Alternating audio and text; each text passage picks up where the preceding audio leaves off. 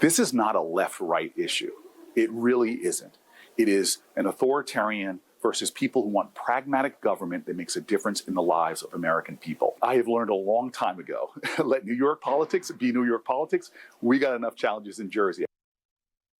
So you see that there. And Senator Tim Scott, Cory Booker's colleague, joins us now, the Republican author of One Nation, Always Under God. And Senator, good to have you here on the set. Thank you, Rob. Good to be here in New York with you. Wow. Yeah, so you're here in New York. Let's talk about New York for a second. Unbelievable. It's pretty crazy. But, I mean, you've got the candidate here that hates police, despises capitalism, thinks prisons are effectively useless. These are the things he said. He's a very young guy with no life experience, and he just had the best primary in the city of this in the history of this city.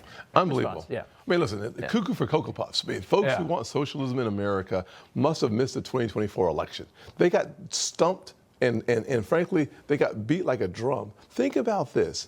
Because of President Biden, we saw the average American household lose nearly $1,100 of spending power a month. Why? Because the Democrats spent more than $4 trillion trying to solve a problem that they created.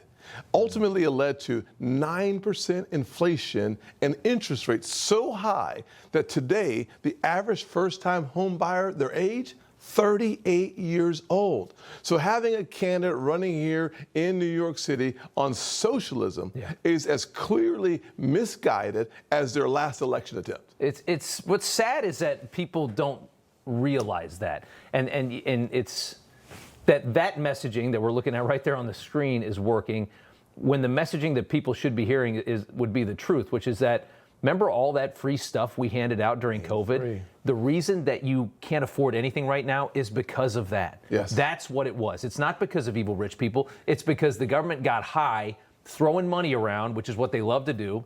And now you can't afford, the grocery store, every possible thing, a house, everything has just inflated to the max because of that. The government is the worst kind of monopoly. The prices go up and the quality goes down, access goes away. And this is what we've seen happen all across our country. And frankly, it is world history that the more you centralize control, the less of it you have. The more you tax those who have resources, the less of their resources they deploy into the private sector. That leads to this actual contraction, fewer jobs, higher prices, fewer opportunities.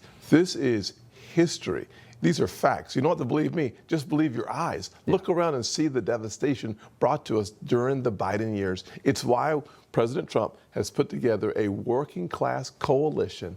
This is the most diverse coalition in American history in my lifetime. We're talking about 48% of Hispanic men, over 30% of African American men, 50+% of Native Americans, and millennials 50% voting for President Trump because they want real opportunities to live their version of the American dream. What they don't want is the government to define what the American dream must be for them. Yeah, the people have to get off this idea that the government can give you prosperity and freebies is the way to an easier life. It just doesn't work and never will. I want to just show this real quick because we had the president today took a trip up to the roof of the White House, which got everybody's attention and all the media down on the ground screaming about it. If we can play this out, guys, let's go ahead and take a listen.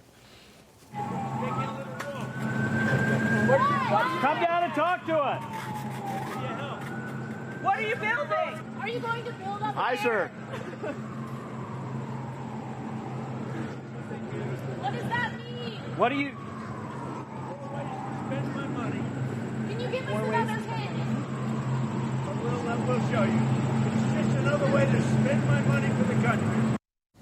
Taking a closer look, I guess, at the new ballroom attaching to the White House. Yes. I know you had a walk with him just a couple weeks ago with Jerome Powell. Was it last week? I think it was last week. Yes. At the Federal Reserve. I wanted to just ask you what that was like, because I was so entertained watching that moment because Trump has been so angry with him, and then they had this moment there. Yeah. Go ahead.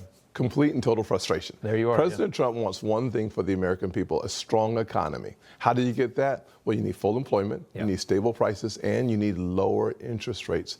Jay Powell has been tone deaf. EU, central bank, lowered rates. We have not lowered rates at all. We need lower rates. Frankly, the average person in this country can no longer become a homeowner. Why? Interest rates are too high, and as you just said, the average price for a home, $400,000. How that's propped up, I have no idea, by the way. The more you high.